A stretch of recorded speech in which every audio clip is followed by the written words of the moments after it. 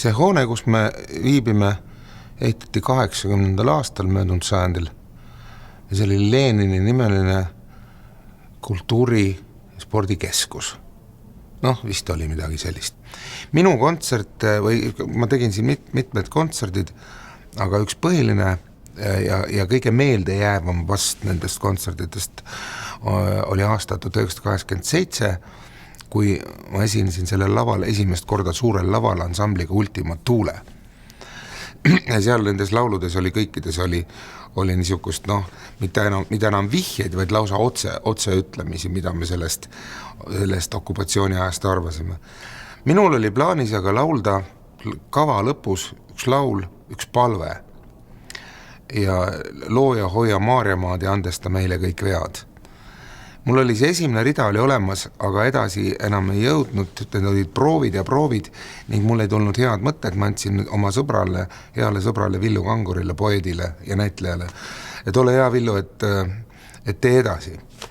Ja Villu, aga ma päeval proovisin seda klaveriga juba, siin kui meil oli proovisin klaveriga seda laulda, seekord veel lihtsalt ilma tekstita lauldes ainult seda esimest rida, ja ansambli poisid ütlesid, Tõnis, et ära ei jama, et sellest tuleb igavene, see ei ole hea, kui sa hakkad siin mingised religioosseid laule laulma, et see tuleb alati suur pahandus, kutsutakse siia Valgesse majja meid välja ja tehakse peapesu, et ära jumala pärast seda tee. Villu Kangur jõudis oma tekstiga kontserdi ajal kohale, tal oli valmis, kontsert juba käis ja siis oli vaja lisalugu ja mina pilgutsin Aare Põdrale klahvpillimängale silma, et lähme teeme ära. Ja me tulime lavale, ma istusin klaveri taha, panin selle teksti, panin endale ette, valge klaver, ise ma olin valges ülikonnas ja hakkasin laulma looja hoia Maarjamaad ja andesta meile kõik vead. See, mis saalis toimuma hakkas, või see, mis saalis toimus, oli täitsa fantastiline. See rahvas kõik siin saalis oli, seal 4000 inimest.